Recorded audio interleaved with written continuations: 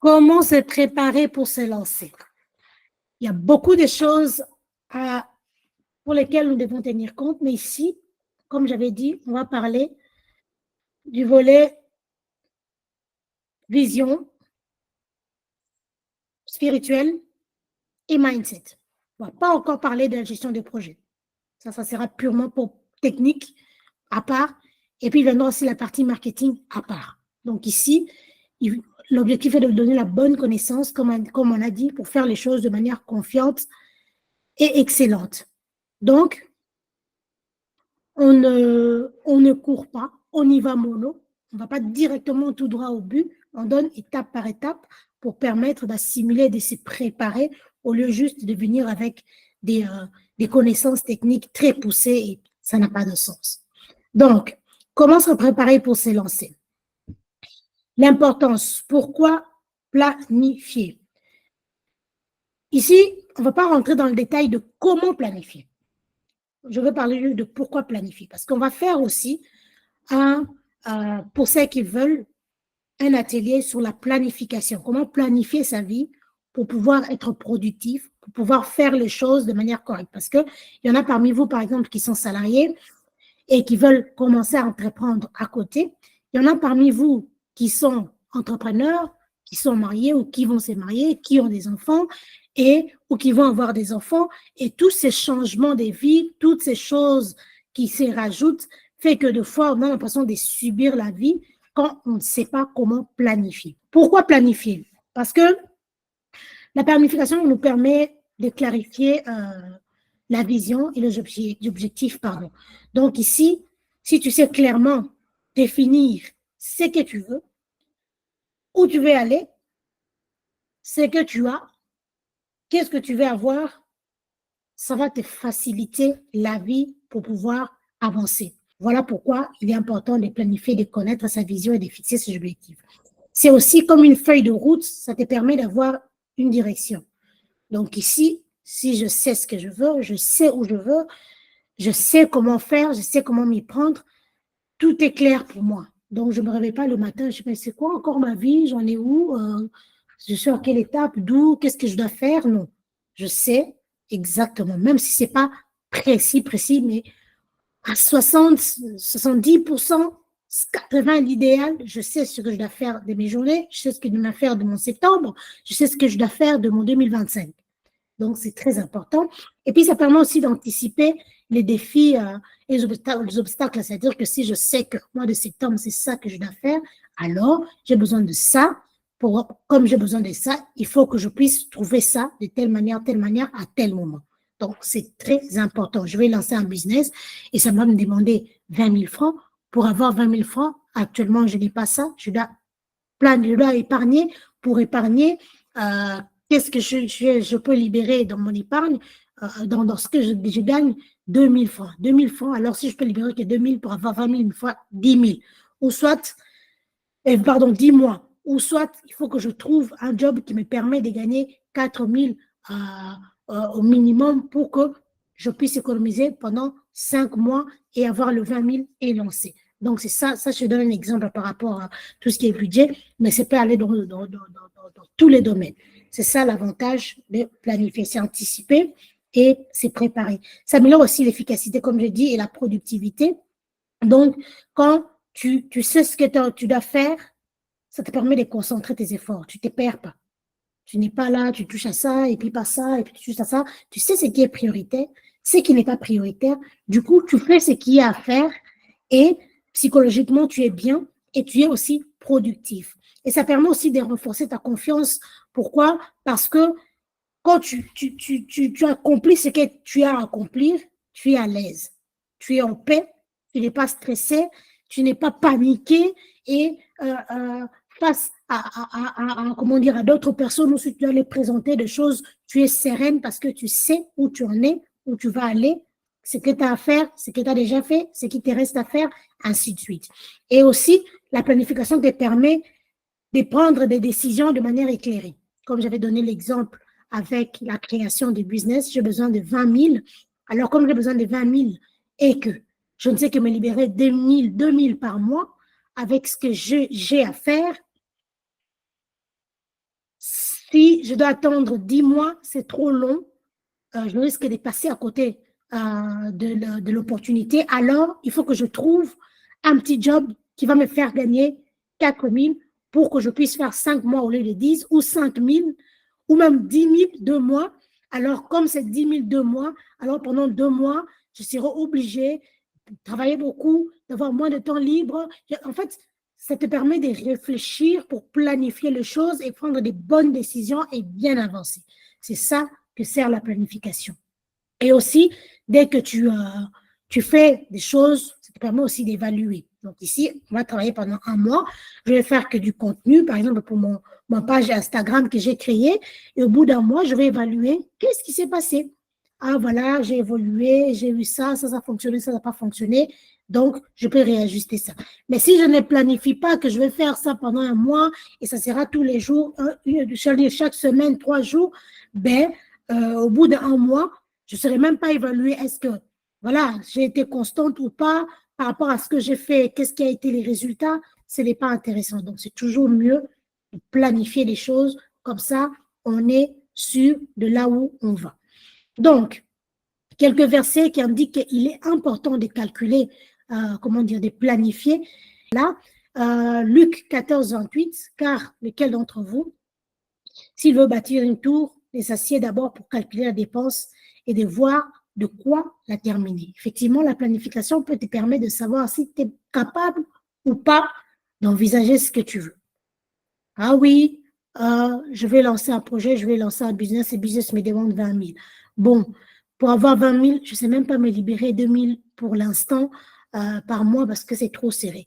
Ah, je dois faire un job.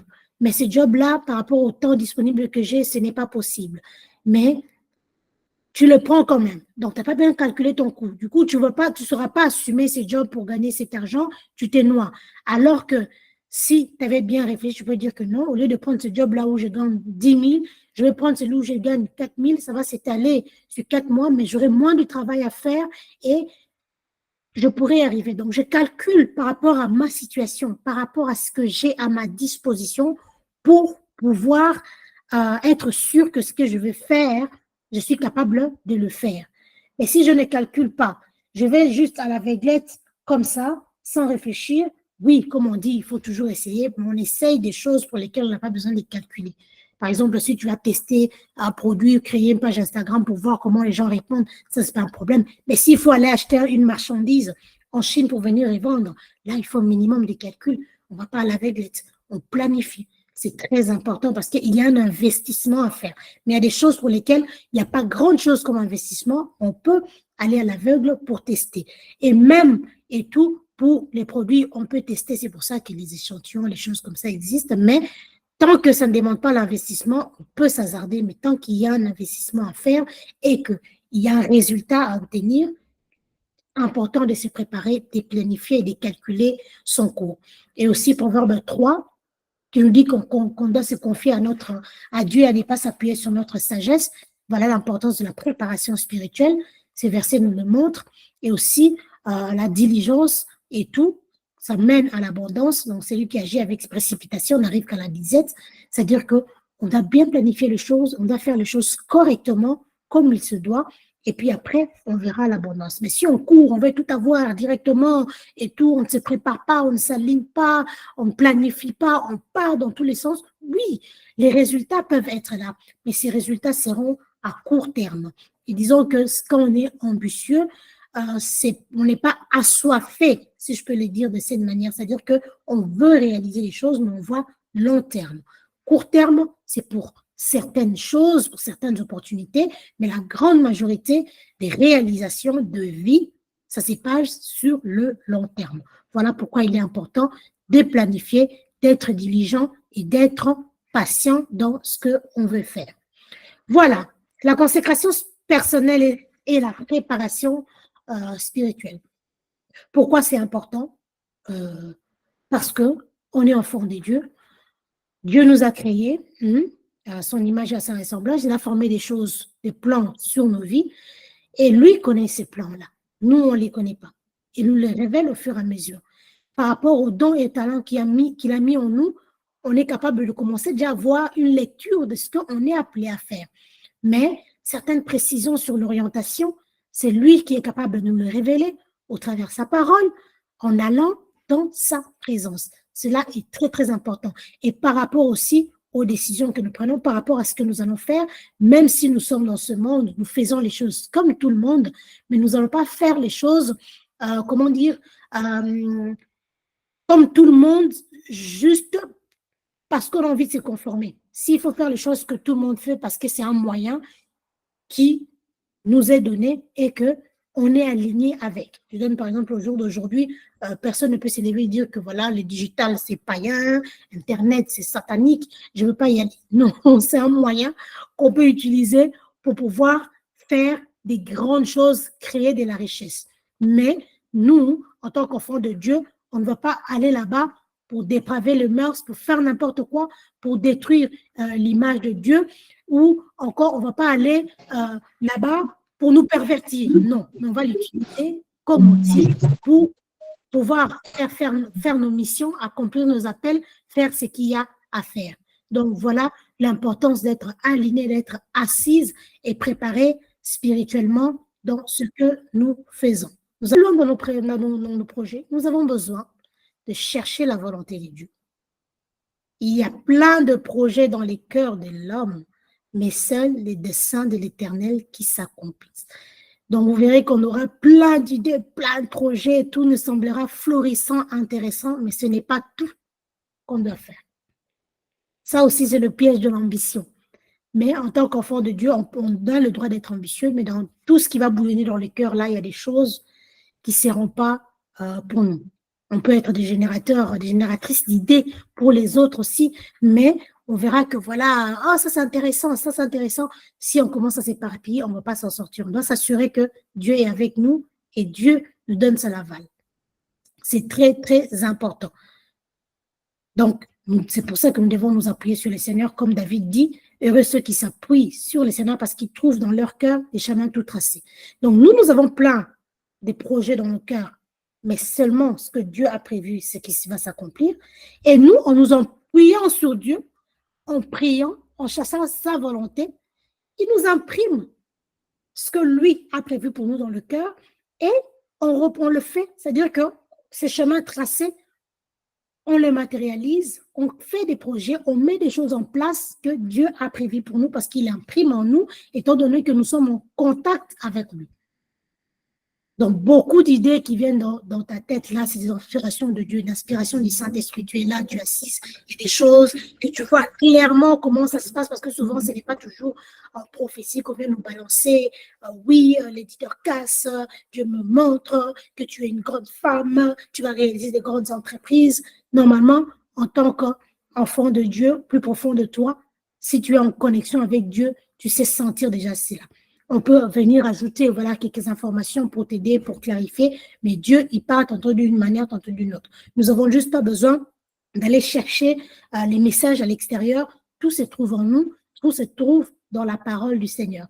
Et quand on cherche Dieu, on pose les fondements. Alors à ce moment-là, il dépose dans nos cœurs, il nous révèle ses chemins tracés et nous, on accomplit ses destins. Parmi ces projets qu'on a, ce qui est dessein de Dieu va se réaliser. Et ce qui n'est pas le dessein de Dieu, voilà. Mais vous n'allez pas perdre notre temps là-dedans. Donc, ici, qu'est-ce qu'il faut faire pour se préparer en esprit? Prier. Il faut réserver du temps de prière spécialement pour tes projets. Les projets de mariage, les projets de business. Ici, en l'occurrence, on parle de business. Mais voilà, j'ai cité les mariages ainsi que tous les autres parce que ça reste des sphères de nos vies qui sont importantes et qui sont aussi des projets. Par exemple, une personne qui doit se marier, oui, c'est un projet, même si ce n'est pas entrepreneurial, mais c'est un projet, il y a des choses à réaliser, des choses à faire. Donc, il faut prendre le temps pour ça. Mais ici, comme on parle d'entrepreneuriat, voilà, il faut consacrer du temps pour prier pour ces projets. Donc, aller chercher de l'inspiration, aller chercher de la créativité, aller chercher de l'orientation, aller chercher, appeler les connexions dans la prière, aller demander, prier à Dieu pour des ressources. En tout cas, réserver du temps n'est pas juste se dire que oui, Dieu va faire, croire. La foi, C'est très important. Mais ça ne suffit pas. Il faut agir, travailler. Il faut aussi prier pour pouvoir recevoir les réponses à nos questions. Quand ça semble flou, on prie. Quand ce n'est pas clair, on pose la question à Dieu. Quand on bloque, on pose la question, on prie, on débloque. Quand ça commence à devenir compliqué, on sent que c'est des combats, on se lève et on prie. C'est très important de réserver du temps. Ici, par exemple, si on n'a pas encore commencé et qu'on aspire à faire, à commencer, à entreprendre, prendre le temps pour se préparer, prendre le temps pour prier pour ça, Seigneur, je veux me lancer, voici mon projet, ainsi de suite. Non, Seigneur, j'ai envie de me lancer parce que je veux réaliser, comment dire, me créer une source de revenus et tout. Je te confie, comme dit ta parole, mes projets, parce que mes œuvres, parce que mes projets, je veux que ça réussisse. Je veux ça, oriente-moi. J'ai besoin de ça, de ça, de ça, de ça. Dieu est tellement souverain, non seulement qu'il répond à nos prières, mais il nous accorde les moyens. Les choses pour lesquelles toi, tu attends de l'argent, Dieu, à travers la prière, peut envoyer des personnes qui viennent te l'accorder sans argent. Voilà pourquoi il est très important de prendre le temps de prier. Et aussi d'intégrer du temps dans sa routine pour prier et consulter Dieu, pour celles qui sont déjà en activité.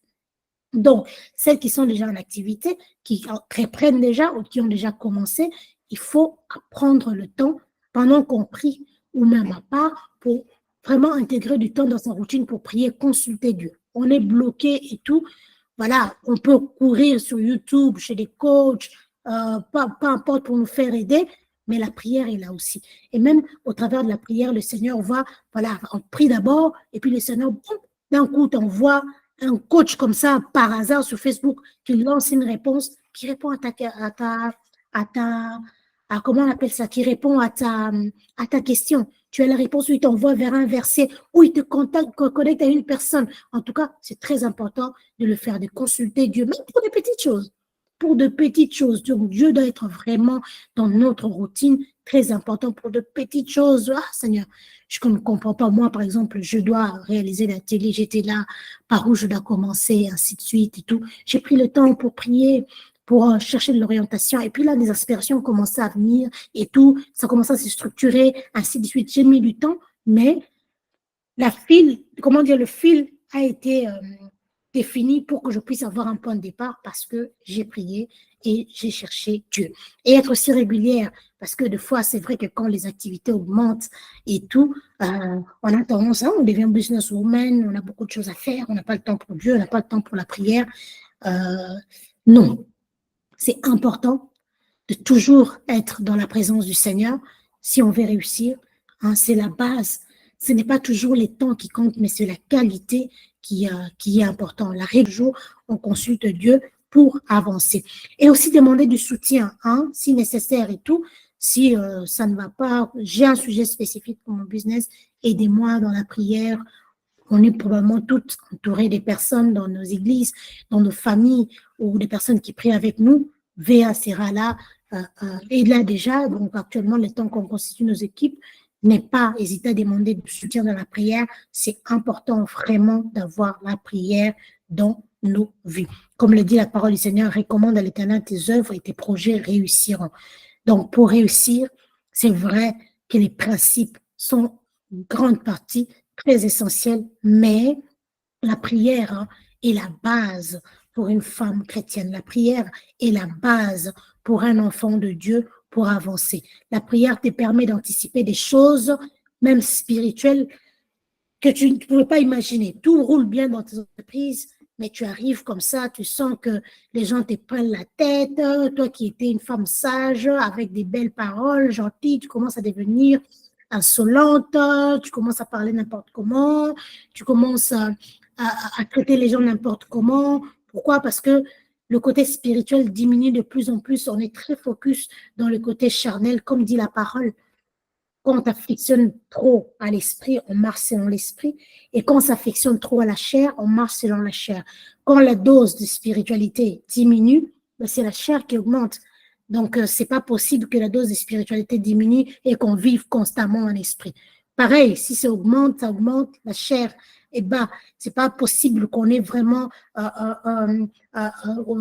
même si pas au top, mené à chaud spirituellement et qu'on agisse et qu'on fasse des choses de manière charnelle tout le temps ou qu'on commence à déraper, à faire n'importe quoi et tout. Et puis, il faut savoir aussi que le monde du business est un monde de loups. On va dans des événements, on rencontre des personnes qu'on ne connaît pas, qui n'ont pas les mêmes valeurs que nous, des personnes qui sont spirituellement dans des choses bizarres. Donc, quand on est blindé spirituellement, même si on va parler que business, que entrepreneuriat, que projet, on est protégé aussi dans les sphères spirituelles. Voilà pourquoi c'est important d'intégrer vraiment une vie spirituelle active dans ces entreprises. Donc, de toute façon, une personne qui est déjà naturellement très active spirituellement, business ne viendra que fera renforcer, c'est là que je vais dire. Mais si le business commence à faire basculer le côté spirituel, ça, ce n'est pas bon. N'oubliez pas, on est vertueuse, on est ambitieuse, mais on est aussi vertueuse d'abord. On est des femmes des valeurs, on est des femmes de Dieu, on est des femmes chrétiennes, et puis les ambitions viennent s'intégrer après. Voilà, ça c'est concernant la préparation spirituelle.